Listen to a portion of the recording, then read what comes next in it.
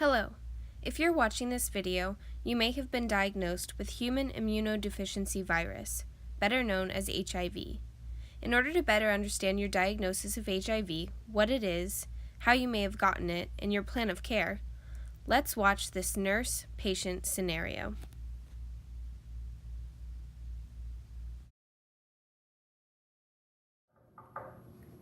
Come in. Good morning, Adam. My name's Jenny. I'm going to be your nurse today.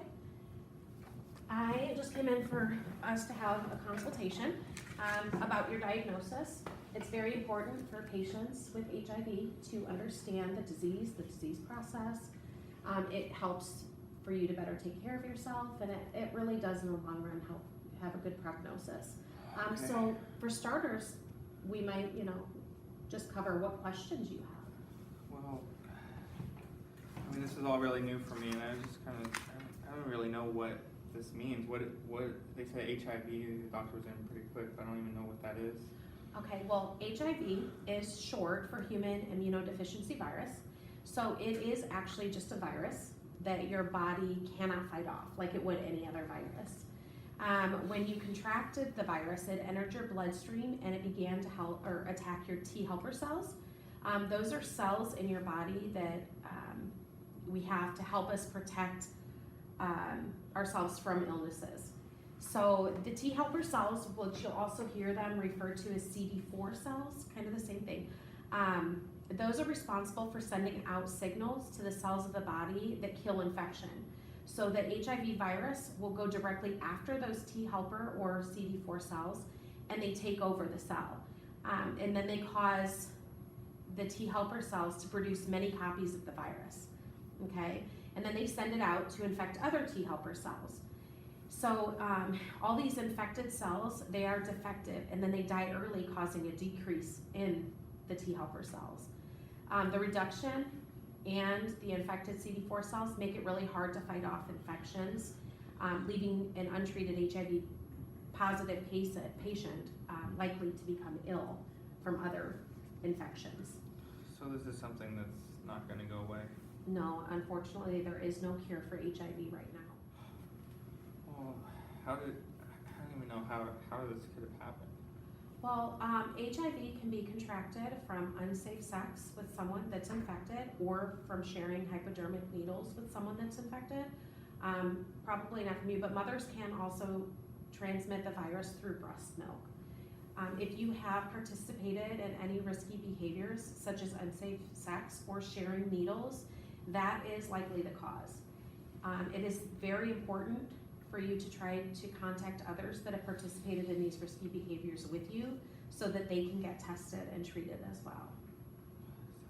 Sounds terrible. HIV is transmitted through bodily secretions such as blood, semen, vaginal and rectal secretions, and breast milk. Those most at risk for HIV have a history of unprotected sex, multiple sexual partners, IV drug use, and general drug use.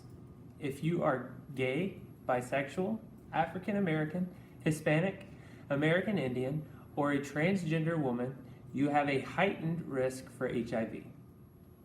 Well, I'm also worried what if I give it to somebody? Should you be wearing a mask right now? No, it's not contagious like that. However, it is possible to transmit it to your loved ones. But like I said earlier, the only way is if you were to share bodily fluids that carry the virus, such as blood, semen, vaginal or rectal secretions, or breast milk. It is a good idea that those that may have been in contact with any of your bodily fluids, or are even worried about having contracted the virus from you, should just go ahead and get tested. Okay. HIV is transmissible and can be spread to your loved ones. It is important that you know the proper precautions that should be taken with your HIV diagnosis. Prevention of HIV can be achieved through abstinence, the use of condoms, and choosing less risky sexual behaviors. Pre- and post-prophylaxis, or PrEP, medications can also be used to lower the risk of HIV by up to 92%. PrEP works by stopping the virus from establishing a permanent infection, but it must be used consistently. More information on PrEP can be found in your patient education folder. Well, what if somebody like touches something like my cleaning lady? She picks up like my razor and cuts herself with it. Well, the HIV virus does not live long at all outside of the body, so it's extremely unlikely. To be safe in the future, just don't share your razors with others. I don't usually. Alright, well, I mean, I know they did a bunch of tests for me, so are these, these are probably the same tests that I need to tell these people to have, so what kind of tests, need to be done for this? For your other family For members? anybody, yeah. Okay, well, just like you had done, we would draw their blood and do a rapid HIV antibody test. But just keep in mind that it takes anywhere from 3 to 12 weeks for there to be enough antibody in the bodily fluid that's tested to come back positive. If the tests come back positive, it just needs to be repeated for starters. And if the repeat test comes back positive, what we would do is do either a test called the Western blot test or an immunofluorescent assay test, one of those two. Now, if all 3 of those tests that we do come back positive, that would give us the capacity to give a positive HIV diagnosis.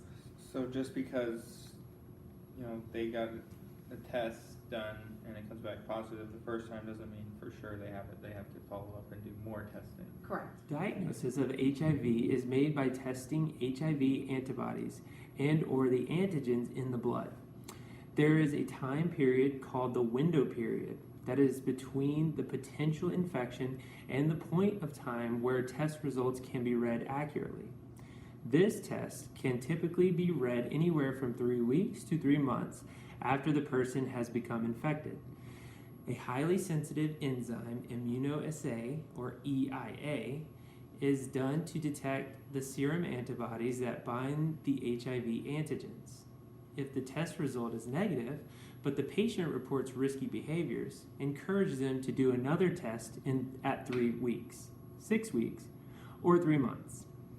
If the test result is positive, perform another test for accuracy, and then a more specific test following that, such as the Western blot test. One type of rapid HIV testing is done by screening an oral fluid sample for antibodies, not antigens. The results of this test are received the same day and are highly accurate. This method is recommended by the CDC. Combined antigen antibody test is also used and allows for the diagnosis of HIV during the window period when the antibody may be undetectable but virus loads are high. Remember, antigens may still be undetectable for about 2 to 6 weeks after infection.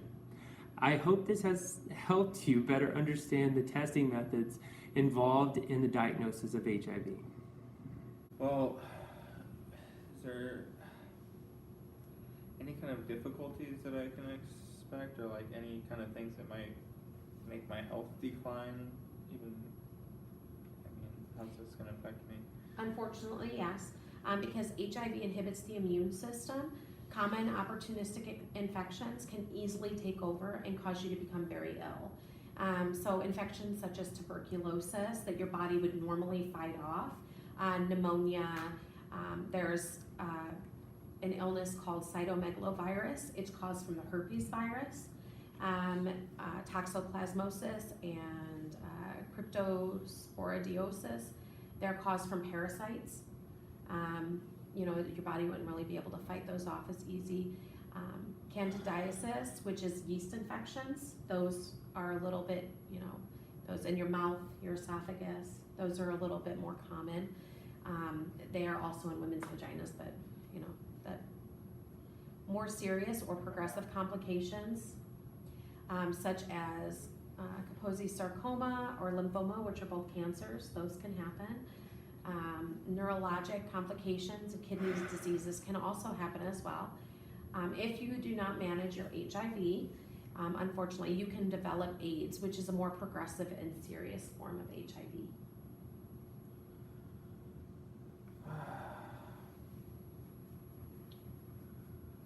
AIDS is diagnosed when the patient meets certain criteria.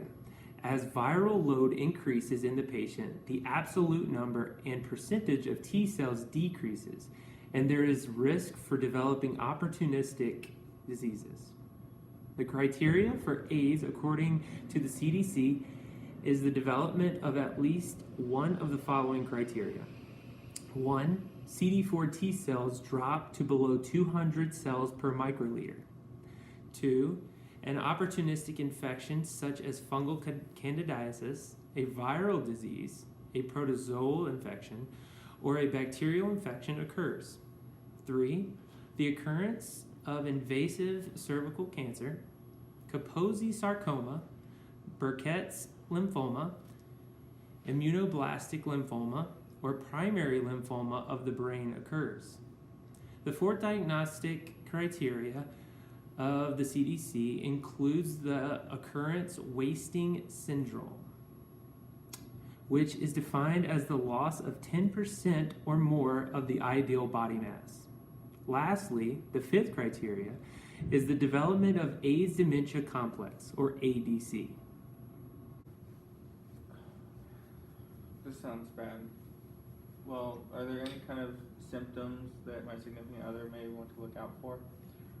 Well, initially, flu-like symptoms such as a fever, fatigue, muscle and joint pain, weakness, swollen lymph nodes in the neck usually, headaches, nausea, diarrhea, night sweats, those oral yeast infections I was talking about. Those are some of the symptoms. They usually come initially and then they'll settle down a little bit through that. So, but they're not going to really know until they get the test done. Absolutely, So yeah. even though you think you have these symptoms, you still need to get the test before you worry about it. Yes, if there's any concern, there's no problem with any of your loved ones, anybody being tested at all, if there's any form of concern.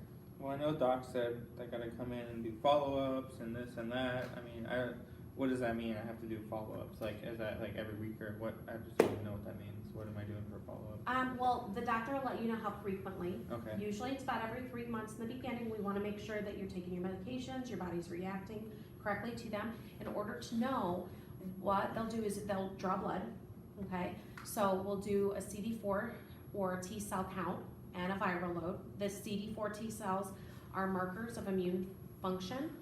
Normal range is between 800 and 1200. The viral load provides assessment of the disease progression. The lower the viral load, the less active the disease. So that's good, okay? Results are reported as real numbers or as undetectable. So you could, if everything's going really good, you'll hear an undetectable. That's wonderful. It means that they didn't see enough in your bodily fluids or your blood to detect the virus. The virus can't be seen. Doesn't mean you cured. There's no cure right now, but it just means it's great. Well, what can I need some help. Like, is there anywhere I can go to get like help with costs of all this? I bet it's gonna be expensive, like, or getting to places, or like, I can't afford this. Okay. Well, there are many organizations out there to help you. One in our area is called Aid for AIDS of Nevada, or AFAN. It's a nonprofit organization that provides support for adults and children affected by HIV and AIDS in Southern Nevada. This could be a great source of support for you. Other nonprofit organizations that can also help with housing and counseling options for those with mental health issues, substance abuse, and HIV or AIDS related issues is called Golden Rainbow. The Community Counseling Center of Southern Nevada and the Nevada AIDS Project are also really good resources that you could use that could really help with, lots of different things that you may need help with. In addition to helpful programs and nonprofits, you can also use self-care management strategies such as diet change, self-comfort, medications, complementary treatments or CAM therapy, and spiritual care. Many people find comfort in these extra measures, and they can be done individually. Alright, well, so far I've seen you, doctor, who's only here for like a second, but I mean, I guess I'm probably gonna have to see someone else. Like, is there a specialist or anybody else I'm gonna need to see? You've got a lot of people that are part of your care team, okay? In the hospital, you're also gonna see, so you've got your primary care provider, infectious disease specialist, a hematologist, pharmacists are really gonna help. We gotta, make sure that the medications. Yeah, I'm scared about all these meds and everything. Okay, well, they can educate you as well. The pharmacists, Alright. they can. You've got obviously nurses such as myself and others. You'll have a mental health provider to really help with counseling and things of that nature. Nutritionists and dietitians are extremely important. You gotta take care of yourself. Case managers, social workers, they can also help with costs and transportations and things of that nature. And possibly even spiritual counselors or spiritual providers. And they're all part of the team. Yes. Another type of team involved in a patient's care may be the palliative care team or palliative care nurse. Palliative care is a specialized form of medical care that aims to improve the quality of life for you and your family while your disease processes. Palliative care is provided by a team of doctors, nurses, and other specialists that will aid in extra support for you. One of the important aspects of palliative care is that nurses will spend time with you and your family and help you to better understand your very complex diagnosis while being sensitive to your life expectancy. Nearly every hospital in town offers palliative care.